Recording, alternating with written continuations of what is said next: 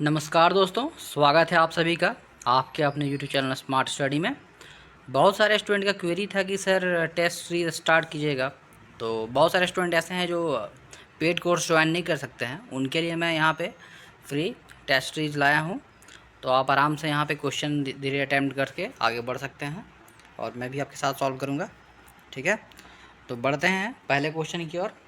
तो first question यहाँ पे है, गार्ड कार्यालय कब और कहाँ स्थापित किया गया।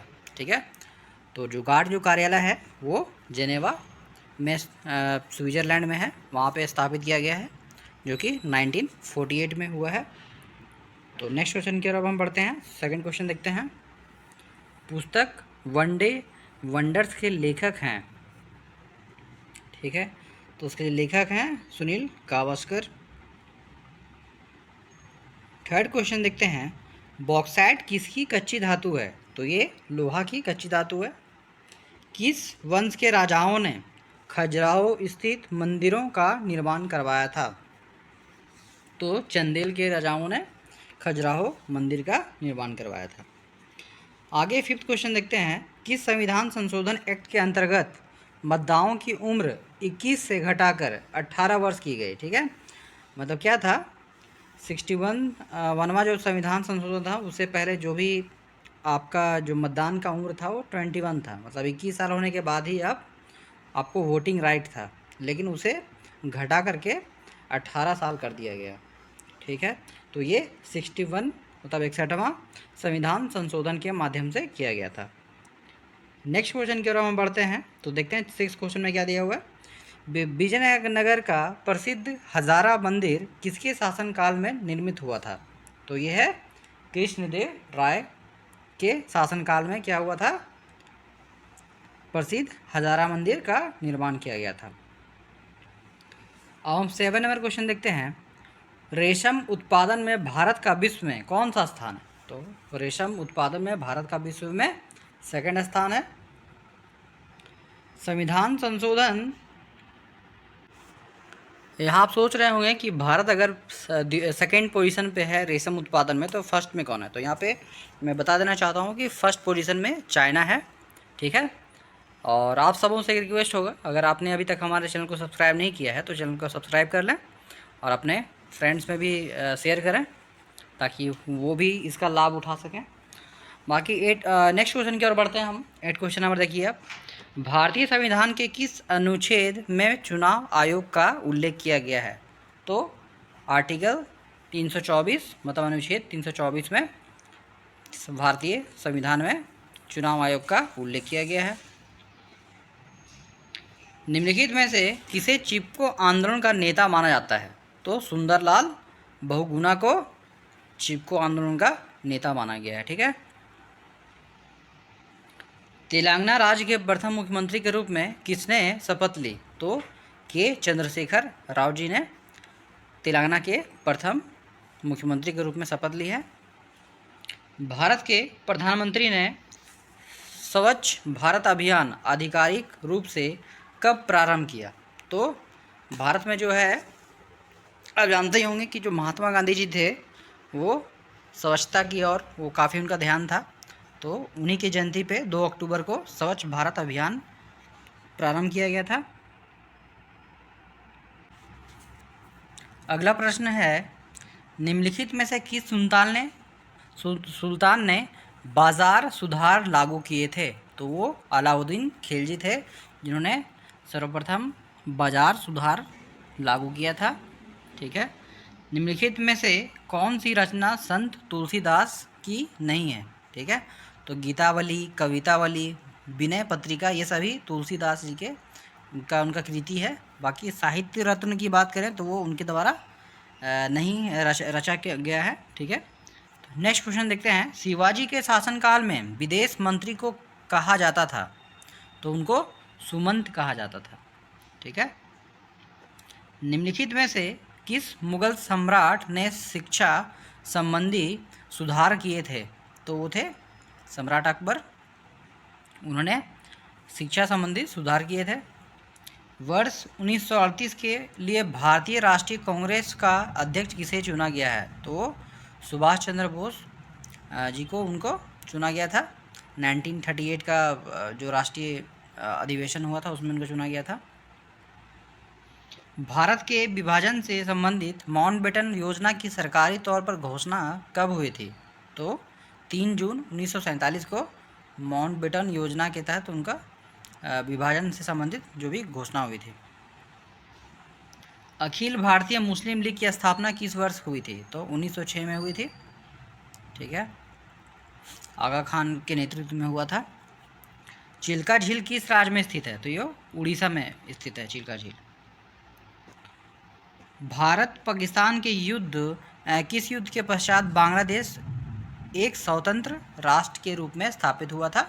तो दिसंबर 1971 में हुआ था। उस समय की जो प्रधानमंत्री थी हमारे श्रीमती इंदिरा गांधी जी थी। और भारत सरकार ने किस वर्ष में 14 प्रमुख निजी बैंकों का राष्ट्रीयकरण किया था? तो 1969 में 14 बैंकों का प्राइवेट बैंकों का नेशनलाइजेशन किया गया था। कर्क रेखा गुजरती है तो मध्य प्रदेश से गुजरती है, त्रिपुरा से भी गुजरती है, मिजोरम से भी गुजरती है। ठीक है, इन सभी राज्यों से गुजरती है। राज्य विधान परिषद का प्रावधान भारतीय संविधान के किस अनुच्छेद में रखा गया है? तो अनुच्छेद 171 में रखा गया है। ठीक है,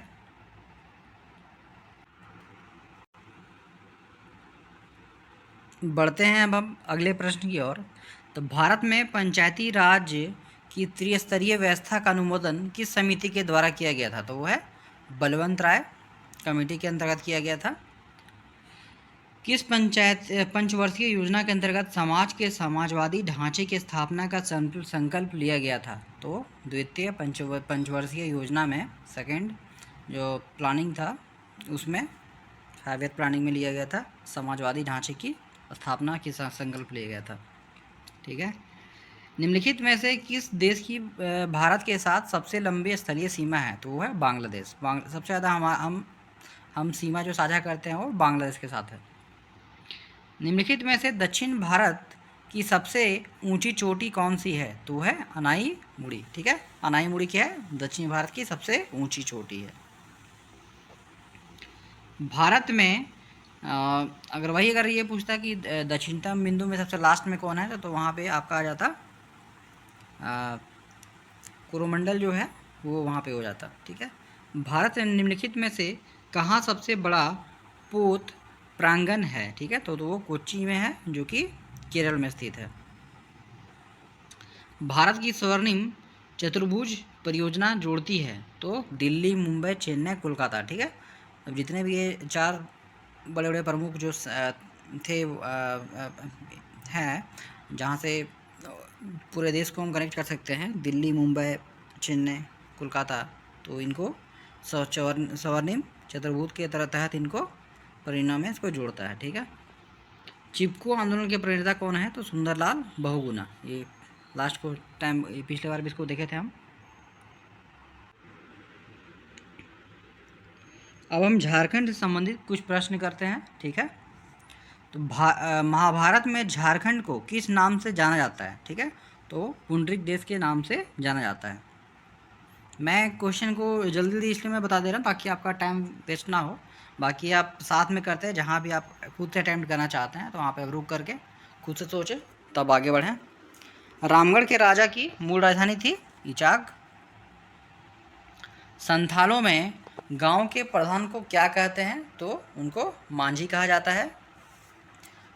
झारखंड की लगभग कितनी प्रतिशत आबादी कृषि कार्यों में लगी है? तो 90% के आसपास जो पॉपुलेशन है यहाँ पे कृषि कार्यों में संलग्न है, मतलब कृषि का बहुत बड़ा हिस्सा है।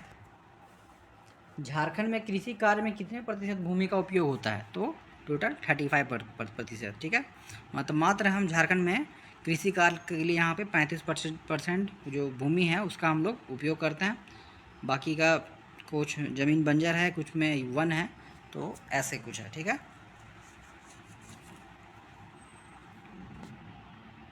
और कुछ भूमि ऐसी है जिसका हम लोग। बढ़ते हैं हम अगले प्रश्न की ओर। तो पाइका क्या है? तो पाइका एक तरह का नृत्य है। झारखंड निवासी ललित मोहन राय का नाम किस क्षेत्र से जुड़ा हुआ है? तो संगीत से। ठीक है, ललित मोहन राय जी का नाम ललित संगीत के क्षेत्र में उनका एक बढ़िया नाम है। ठीक है। झारखंड में हिंदी के बाद सर्वाधिक बोली जाने वाली भाषा है मुंडारी। ठीक है, नागपुरी, सॉरी, नागपुरी बोली जाती है हिंदी के बाद। ठीक है। बा क्या है? तो बा हो जाती का बसंत ऋतु गीत है। ठीक है। रांची में संपन्न 34वें राष्ट्रीय खेल का शुभारंभ क्या था? तो उसमें छुआ था। ठीक है, हिरन का बच्चा। संथाल परगना काश्तकारी कानून कब लागू हुआ? तो 1949 में लागू हुआ था, एसपीटी एक्ट। और छोटा नागपुर काश्तकारी कानून मतलब सीएनटी एक्ट लागू हुआ था 1908 में। ठीक है। 1908 के छोटा नागपुर काश्तकारी अधिनियम ने किस पर रोक लगाई थी? तो बैठ बेगारी प्रथा पर प्रतिबंध लगाई थी। बिरसा का उलगुलान मतलब क्रांति का मुख्य कारण क्या था? तो ज़मीन जो अंग्रेज उस समय उनका कब्जा हो रहा था, तो उसके खिलाफ उनका आंदोलन था। झारखंड का सर्वाधिक गर्म जल सूर्यकुंड कहाँ कहाँ जाता है, वो कहाँ स्थित है? ठीक है, तो हजारीबाग में है सूर्यकुंड, गर्म कुंड है। रूबी श्रेणी के अबरक का उत्पादन झारखंड के किन किन जिलों में होता है? तो गिरिडीह और कोडरमा में अबरक मतलब माइका का उत्पादन होता है। ठीक है। झारखंड के किस जिले में सर्वाधिक वन क्षेत्र है? तो वो है चतरा। चतरा में सबसे ज़्यादा वन क्षेत्र है। झारखंड की नई औद्योगिक नीति कब अधिसूचित की गई? तो 1 अगस्त 2001 को जो नया इंडस्ट्रियल पॉलिसी है उसको अधिसूचित किया गया था। झारखंड में किस स्थान पर औद्योगिक विकास केंद्र की स्थापना है? तो बरही हजारीबाग वाले में, उसी में इसी लोकेशन में क्या है, औद्योगिक विकास केंद्र की स्थापना की गई है। बढ़ते हैं हम अगले प्रश्न की ओर। भारत में लाख के उत्पादन में झारखंड का स्थान कौन सा है? तो भारत में जो लाख का उत्पादन है उसमें झारखंड का स्थान पहला है। तो सबसे ज़्यादा लाख आपका खूंटी से प्राप्त होता है। भारत सरकार द्वारा झारखंड की समस्या के समाधान हेतु 1989 में गठित committee on Jharkhand Jharkhand matters के अध्यक्ष कौन थे? तो वीएस लाली जी थे। ठीक है। बिहार विधानसभा में पहली बार पृथक झारखंड प्रस्ताव पारित हुआ था। तो सबसे पहली बार जो झारखंड का पृथक के लिए जो विधानसभा में पारित हुआ था बिहार विधानसभा में, तो वो था 22 जुलाई 1947 को। ठीक है। इसके बाद है बिरसा मुंडा ने किस वर्ष अपने को ईश्वर का दूत घोषित किया? तो 1895 में। ठीक है, मतलब अपनी मृत्यु से 5 वर्ष पहले किया था, मतलब 1900 में उनका मृत्यु हो गई थी, तो उसे 5 वर्ष पहले 1895 में उन्होंने अपने आप को ईश्वर का दूत घोषित किया था। झारखंड में विधानमंडल का स्वरूप कैसा है? तो एक सदनात्मक है, क्योंकि यहाँ पे विधान परिषद नहीं है, ओनली विधानमंडल यहाँ पे है, तो एक सदनात्मक है। अगर यहाँ पे विधान परिषद भी होता तो यहाँ पे द्विसदनात्मक कहा जाता है, लेकिन यहाँ पे एक ही है, इसलिए इसको एक सदनात्मक कहेंगे। झारखंड की औद्योगिक राजधानी किस शहर को कहा जाता है? तो जमशेदपुर को औद्योगिक राजधानी कहा जाता है, क्योंकि वहाँ पे एक लार्ज अमाउंट में स्टील और का प्रोडक्शन वहाँ पे होता है, और भी बहुत सारे वहाँ पे इंडस्ट्रीज़ हैं। तो झारखंड के किस ज़िले में बाजरा का सर्वाधिक उत्पादन होता है? तो हजारीबाग में। ठीक है। बोकारो इस्पात कारखाने की स्थापना किस देश के सहयोग से की गई थी? तो सोवियत संघ। ठीक है, रूस की सहायता से की गई है बोकारो इस्पात कारखाने की स्थापना। NH 100 झारखंड राज्य में कितने किलोमीटर की दूरी तय करती है? तो 133 किलोमीटर तय करती है। ठीक है। झारखंड की औद्योगिक नीति कब अधिसूचित की गई थी? तो 1 अगस्त 2001 को। एक क्वेश्चन पहले भी पूछा जा चुका है।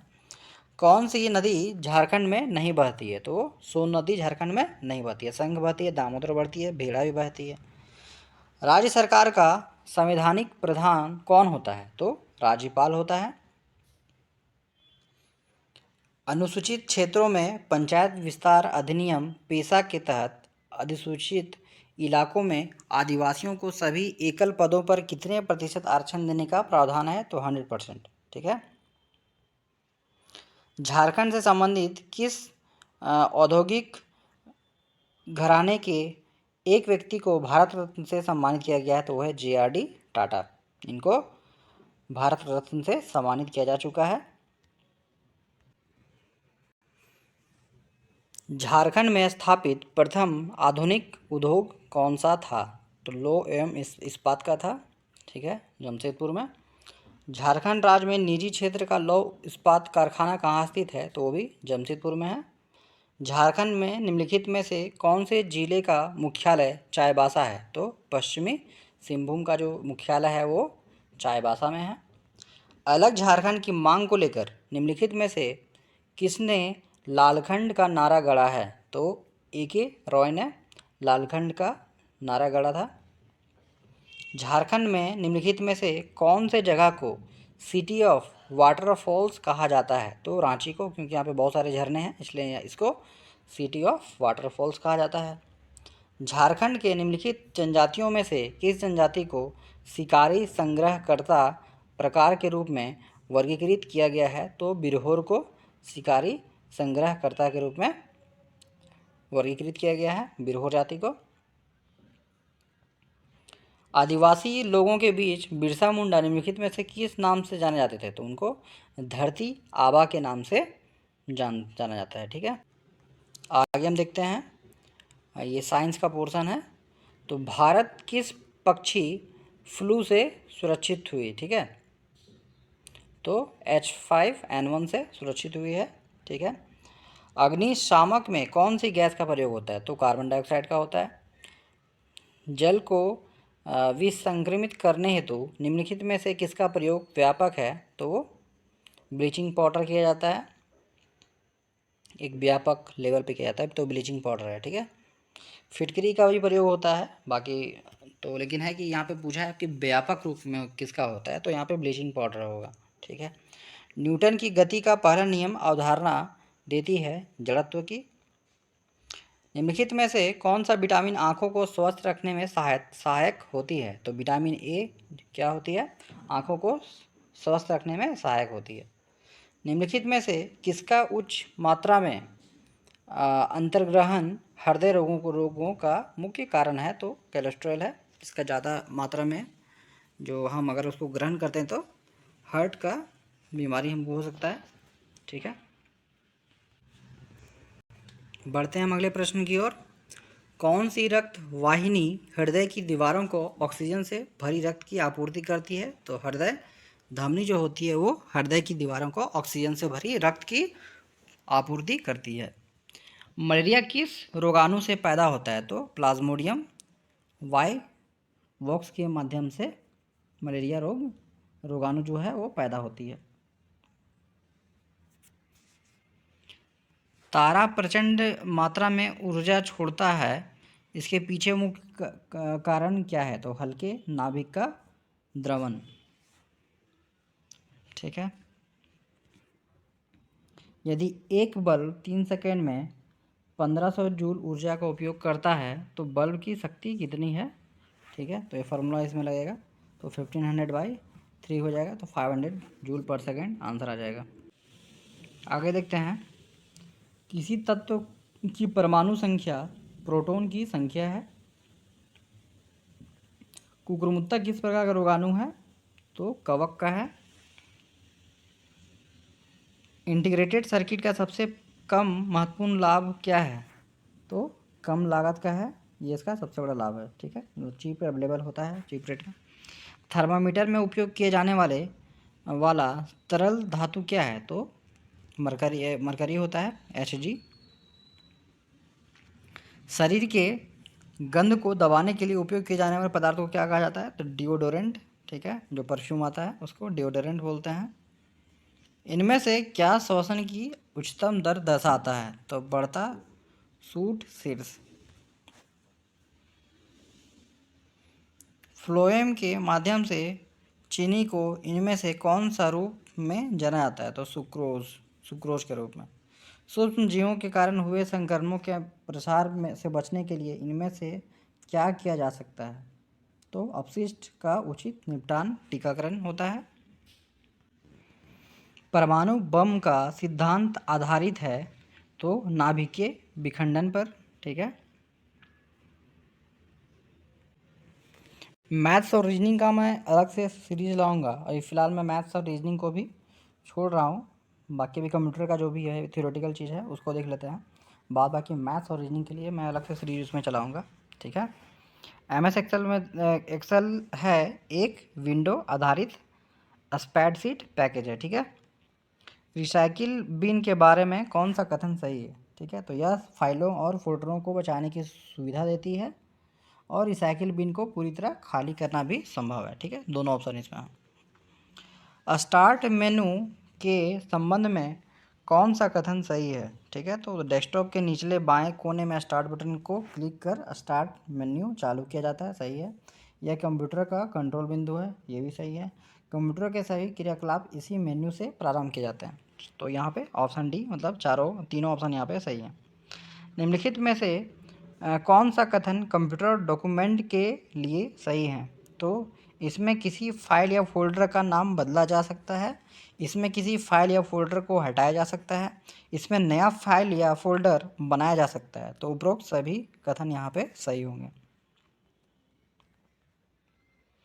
एम एस वर्ड के बारे में कौन सा कथन सही है? तो एम एस वर्ड ग्राफिक्स के संबंध में कई सुविधाएं उपलब्ध कराता है। तो ये सब नहीं कराता है, ये सही है। एम एस वर्ड की सहायता से अनेक चित्र बनाए जा सकते हैं। दोनों ऑप्शन यहाँ पे सही होगा। वर्ड आर्ट के संबंध में कौन सा कथन सही है? तो एम एस वर्ड आर्ट से शब्दों को कलात्मक ढंग से कई रंगों में बनाया जा सकता है। तो सही सही है। बढ़ते हैं अगले प्रश्न की ओर। एम एस एक्सेल के संबंध में कौन सा कथन सही है? तो एक्सेल में स्प्रेडशीट बनाने, फॉर्मेट करने तथा प्रयोग करने की तेज सुविधाएं दी गई है। सेलों को सरकाना, मूविंग सेल्स का क्या क्या अर्थ है? तो सेलों को चुनकर एडिट मेन्यू के कट आदेश से कटाना और किसी दूसरी जगह उसी मेन्यू के पेस्ट आदेश से चिपकाना होता है। ठीक है। सेलों की नकल करने के लिए उन्हें चुनकर एडिट मेन्यू के कॉपी आदेश का पालन कर पेस्ट के आदेश पर चिपका दिया जाता है। ठीक है। ऑटो फॉर्मेट के संबंध में कौन सा कथन सही है? तो ऑटो फॉर्मेट द्वारा वर्कशीट के किसी भाग को सजाया जा सकता है।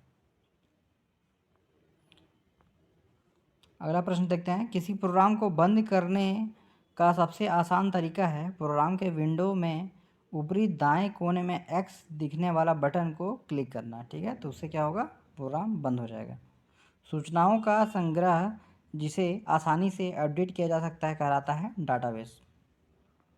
डाटाबेस जिसमें डाटा का टेबल्स के रूप में स्टोर किया जा सके कहलाता है रिलेशनल डाटाबेस।